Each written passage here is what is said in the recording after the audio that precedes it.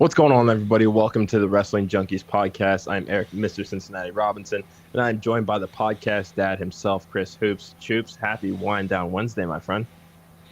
It is late for me. As we are recording, it is 8:30 Eastern time. I am usually all snuggled up in bed, but I'm right here with you tonight. I hope you're ready for another strange bedfellow there, buddy. Yeah, well, it wouldn't be the first time. Anyway. Yeah. So full disclosure before we get into it, right? The reason why we have to do the Wednesday is because I am a full-time parent and something has come up where for the next 3-ish months we're gonna have to do the show a little bit later in the evening, just do some scheduling issues on my end. I'm the one that pitched the Wind Down Wednesday. He is. And I went out to my little bar cart out there, was ready to pour myself a drink, and I don't have any wine. So that's on me. We will grow. I do have a cherry Coke. So it's kind of like it's good wine, flavor, right? Not at all, but it's okay. It's okay. Plug the socials. I think this is absolutely. As always, hit that QR code in the top left corner. Like, share, subscribe. Remember to hit that notification button so you know what's going on with us. We've got great new interviews that are going to be dropping this week. One of them, viewer discretion is definitely advised. A little bit. Yeah, things got a little chaotic on that episode, but it was fun nonetheless. We got some new trivia coming up here. We're going to be changing up the Stump the Smart format. We cannot wait to introduce that to you guys.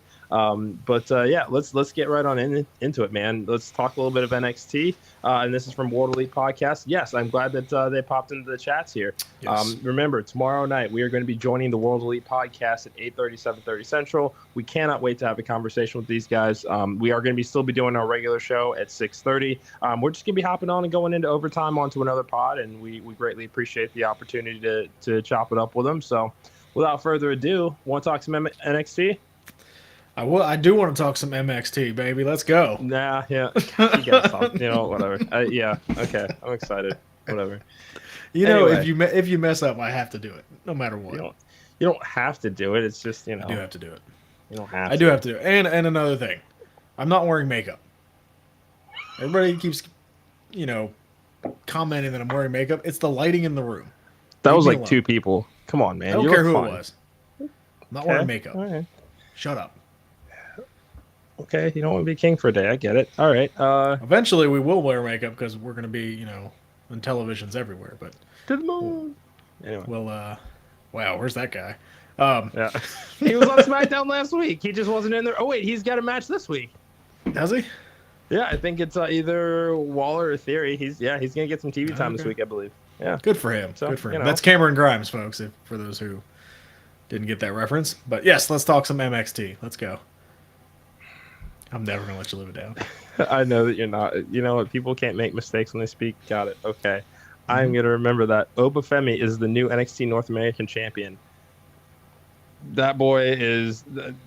Dude, he's got something. And, I mean, he's got that grown man size, strength, look. This was a welcome surprise last night. What do you think? Is he 22 years old? That is correct. Crazy. Yeah, when you look at him, it's like there's no way that dude's birth year starts with 2000 insert number here. Like it's impossible. They found something. Like, you want to talk about a breakout tournament? That guy's going to be a stud for a long time. You want to hear something wild? Hit it. He's only had 21 WWE matches. 6 of those were televised. Wow. Yeah. I'm just gonna go ahead and put this out there right now. Obafemi will be NXT champion by the end of the year. With the way that it's going now, it's hard not to buy that. Yeah, I could. I mean, it's I can see it. Look at it. Look at him. Yeah. No, it was surprising. I don't know. I don't know how I feel about the breakout tournament contract being like a Money in the Bank kind of thing. I don't love that aspect of it, but it was a nice, fun surprise. We knew Dragon Lee was not long for NXT. He filled in for Wes Lee, so eventually they had to get the title off him. I thought maybe they would put it on Lexis King, just to kind of get the heat on that. but Yeah. they decided to go another way. I think Lexus King will eventually get this title. I don't know how long Ova's gonna have this championship, but I think Lexus King will eventually have this title. I think we will go into a feud between those two coming up, and then we'll go from there. Yeah. So here's what I've got to say about that. I mean, I was very excited for Flying Brian to make his way over to AEW, or not AEW, from AEW to WWE. I call just. It's Sometimes I just want. it's the later time and the wine. Yeah, this is, Getting to you. it's been like 4 sips, man. Leave me alone, okay? But let, oh yeah, well, I'll grab a bottle of El Jimador. We can put that to the test, man. Huh? I don't even know what you just said. El Jimador, tequila. What, you know what? I thought it was Terramana. Well, Terramana is good, but El Jimador is a much easier, just straight. That's a shooting tequila. Terramana is a sipping. That's another fun story about how we bonded, but that's for another time. All right. Anyway, Lexus King entered the breakout tournament by attacking Trey Bearhill and taking that spot. He wasn't successful. What was the point of booking Lexus King in that tournament if, after said tournament, he was just going to go get a contract made up for a North American title shot? You're asking the wrong person. I don't know. Like I don't really understand what they're doing with Lexus King. Like he was involved in the Mellow Trick thing, and then that kind of went away, and now he's involved in the breakout tournament, and that didn't really make any sense. He loses the Dragon Lee. Like it doesn't. Like none of this is making a ton of sense of what they're doing with him.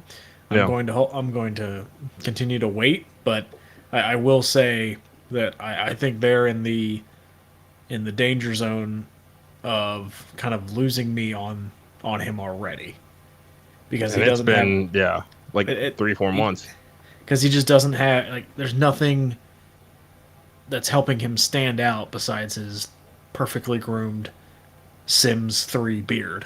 So like his entrance is cool, but that's like the best thing that he's got going for him right now. I don't hate his finisher either, but there's just no story involved for him. Yeah. So I don't. Yeah, I think they need to pivot fast if they want this to be successful. Yeah, because I mean, a lot of people were already kind of scratching their heads when he wasn't going to use the name Brian Pillman Jr. So if you are going to go this route, just give him a completely new character, completely new name, even though we know him as someone else. They're acknowledging who his father is on TV, and I don't know, something about this just isn't resonating just yet. Clicking. It's just hard to buy into. Is a face turn what's needed at this point, or is that too soon? I don't know, because like when you, what I think about when you say the concept of a face Lexus King, I don't know why this popped in my head, Russell Brand and get him to the Greek. That's just the first thing that comes to mind. Is just some like a lovable kind of just version of that. Okay. I don't know why, but I don't know that I want to see that. Yeah, I don't know what it is. It's not clicking for me. It doesn't sound like it's clicking for you. It's just I'm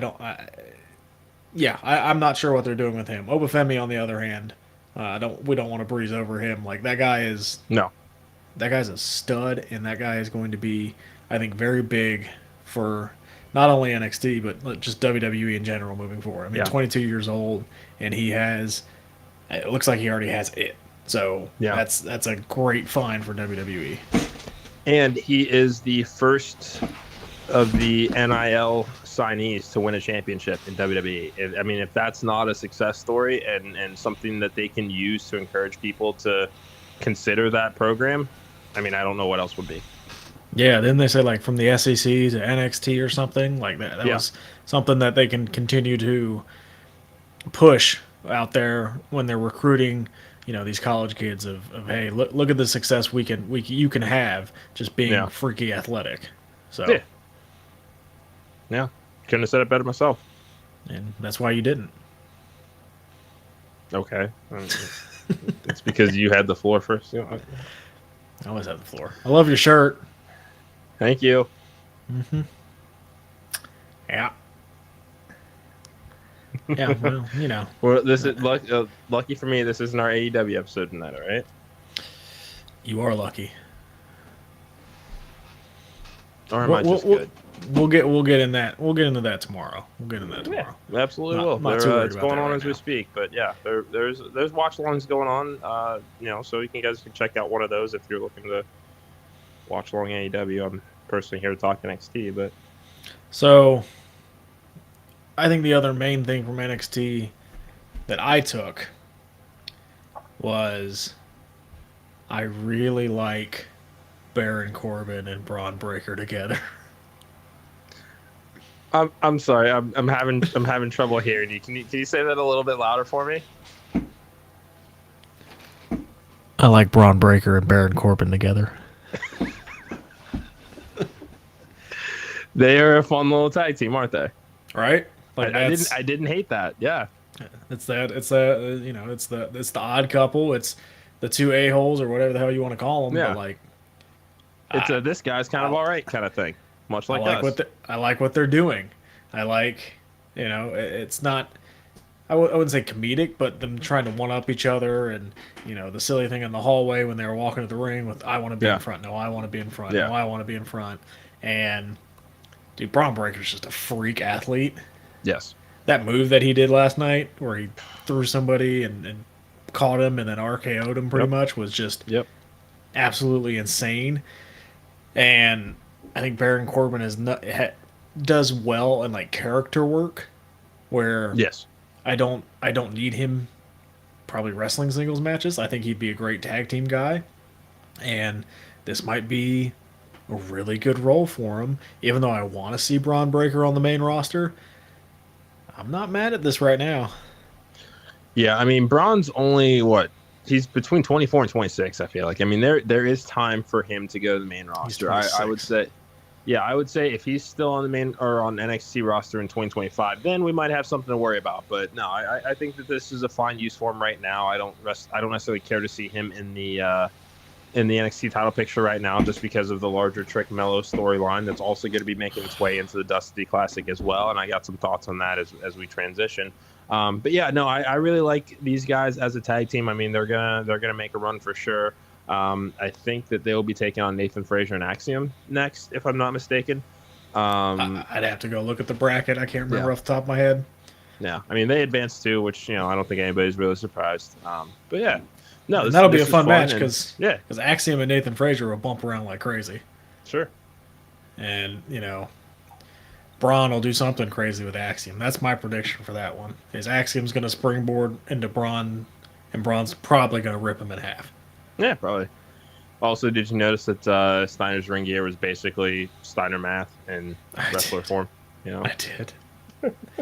that joke will never get old because it was just so insane.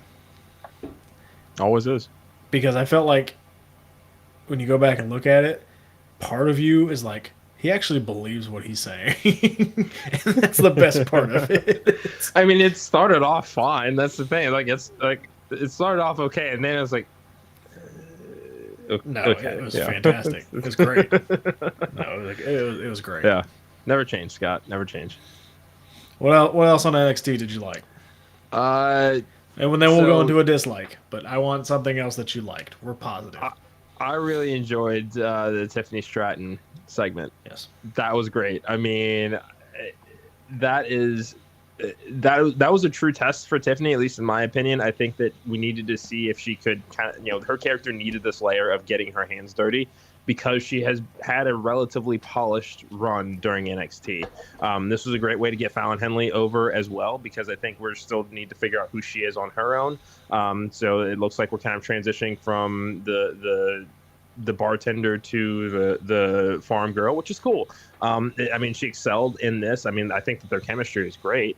I can't remember if they do a women's Dusty Classic. I feel like they at one point did. They did at one point, but that was when they had tag team champions down there for the women. That is true. I don't know if they'll do it again this year. if for some reason they do, I would not mind seeing them as, again, another one of those odd couple tag teams. Fallon could obviously use the rub of teaming with Tiffany, former NXT Women's Champion. That would be great for her, and I think we are at the point where Tiffany can start to work with other talent to bring them up to her level, because we already know that she's main roster ready. It's just let's use her and her star power to bring some of the roster along with her. Yeah, she's the Braun Breaker of the women's division. Like, we know she's ready, but we're kind of just biding our time to make sure. We got to get past Mania season. You don't want to bring them up during Mania season and have them get lost. Those two seem like very clear, after WrestleMania call-ups. She'll be on Raw soon enough. Yeah, they'll. You think Raw? Yeah, because Kaiser's on Raw. And they keep couples together. Triple H may not. You don't know that. I don't see why they would change that. Vince might go back in his ear and go, "Hey, pal." You never know. Vince is still lurking. Try. Vince is, he's okay. Yeah, he's physically still there, but go away. All right, I'm gonna give you one of my dislikes. Let's hear it. And this is, I think it's tough because of who her dad is. I am not on for Rain. I thought this new role would be fun, but I don't like I don't like her talking, and I know that sounds bad, but everything just feels so forced with her, and it feels awkward, and I feel like there's a lot of pressure on her that is not going to go away because of who her dad is, and sure, I don't know what the right role is for her right now. Yeah, so I'm going to respectfully disagree with you on this one. I actually feel the opposite. I agree with you in the sense that, yes, she needs work with her talking. Mm-hmm. But the only way that you're going to get better at talking is by talking. So putting her in this authority figure role and considering that, you were supposed to be the one that keeps up with NXT level up and just never did it, even though it was your idea. Saturday nights, 11 o'clock on Peacock. Yeah. See... It just, I think that this works. And at least there is a modicum of reasoning that was given as to why she's got this job, and it sounds like it was suggested by the wise man that she do this. Now, again, we don't know if there's a larger story at play here, but some story is better than no story for me on this one. Hey, you can respectfully disagree. I just think she needs to go to promo class a little bit more. Maybe go to promo class 4 or 5 times a week rather than what you're doing now.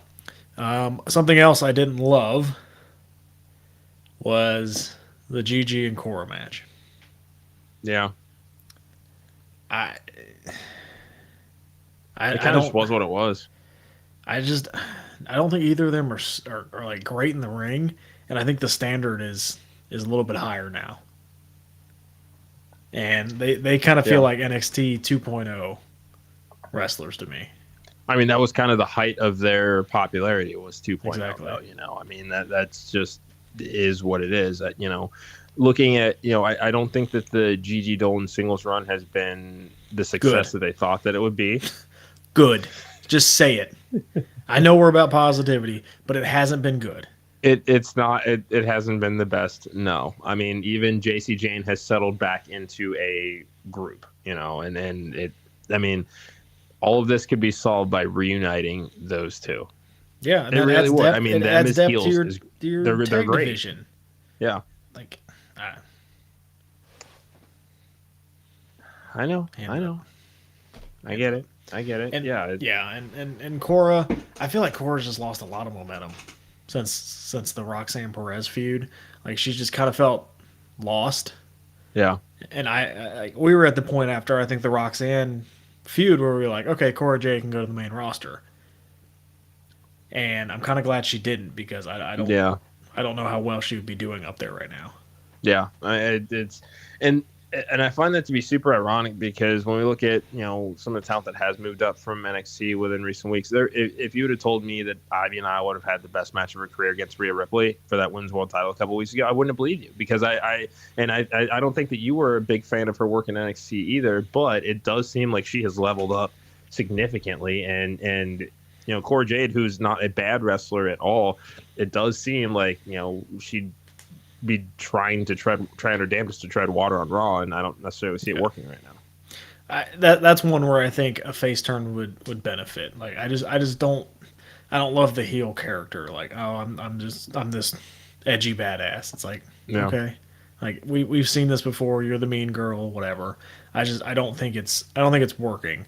Maybe a different character, maybe a different role or whatever it may be. But like I liked Cora Jade's stuff when she was like the punk skater girl kind of Yeah. thing, and I thought that fit her very well. And I thought the tag team with Roxanne Perez was very good. I thought the feud between the two was very good, but then what do we always say? The follow up was much better for Roxanne than it was for Cora. Yeah. What did you think of Nikita Lyons and Blair Davenport? I love Blair Davenport. I think Nikita has some work to do. Sure. I think Nikita has the look. I think she has that aura about her, but she seems, again, kind of like that NXT 2.0 era, where it was more about the character base than the actual wrestling. Yeah, because she's got charisma for days. Yeah, no, she'd be, and that might be a role for her maybe later on, is kind of that working manager role. But like her, That'd be cool. like her in-ring stuff just doesn't look as great as I thought it would. And again, she's been out for a while, so I'm not going to judge too harshly because she is coming back from a pretty major injury. And let her get back in there, let her break the ring rust off, let her get in there, get some more reps, because she was, even when she was first around, it's not like she was a 10-year vet. Like she's pretty green, so let's give her some more time. But I don't think anywhere for the main roster for her in the future. Like leave her, like that's one that, if we said earlier, if Braun is still in NXT in 2025, there might be concern. I fully expect Nikita to still be there in 2025. Yeah, and I feel like we can look at NXT wrestlers and divide them more or less into two camps: people that are main roster ready without the need for a title, and somebody that needs a title to give them some credibility before going to the main roster. I think that Nikita falls into the latter category. I think that she would need to have even a brief run with the Women's Championship to give her something before she goes to the main roster. Yeah, or a tournament win or something like that.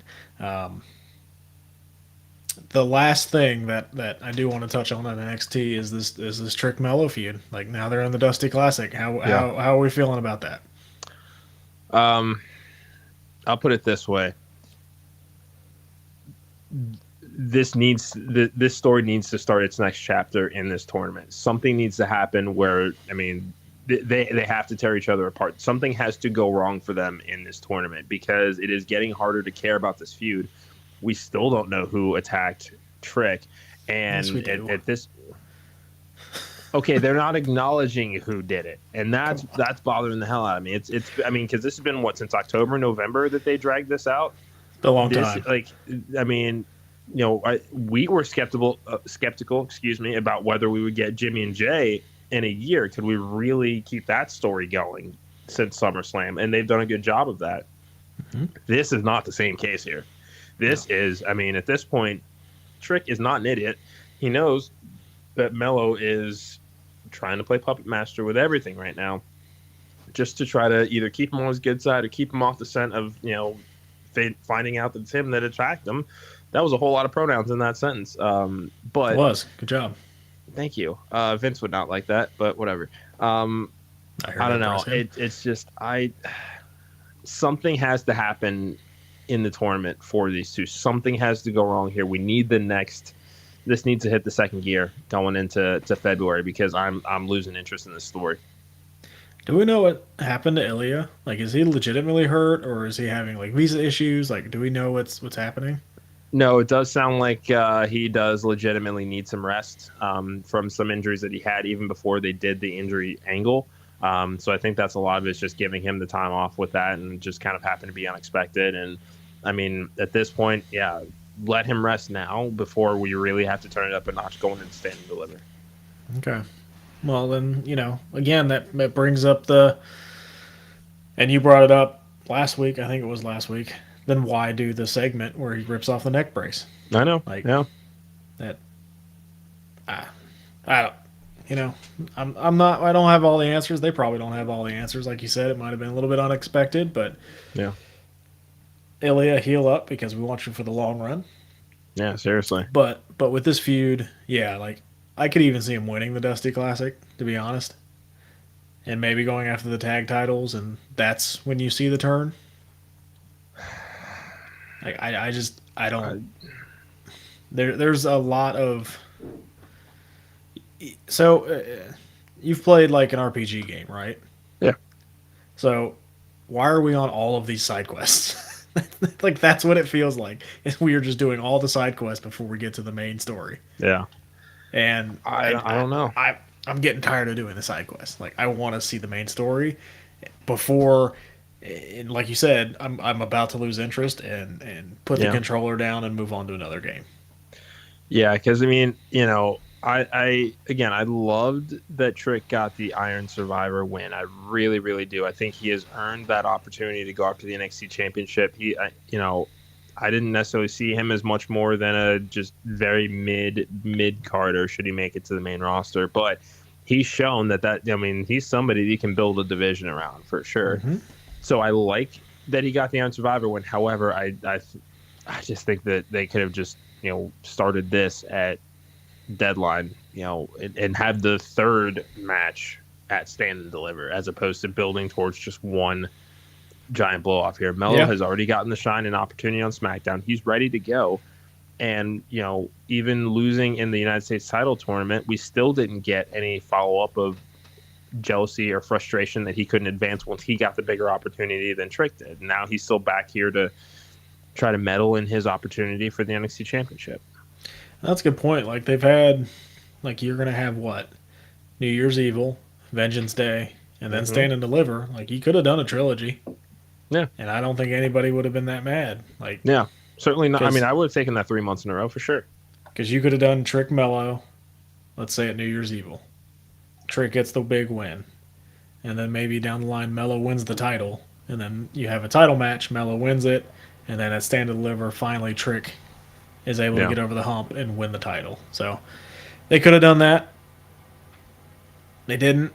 And this is kind of the story we're stuck with. We kind of saw the same thing in AEW when Adam Cole got hurt. It just kind of put a pause to the whole story. And that's kind of, I think, what we're seeing here with Ilya. And it's unfortunate. And, that's up to them to continue to make us interested. But yes, like you, I'm losing faith.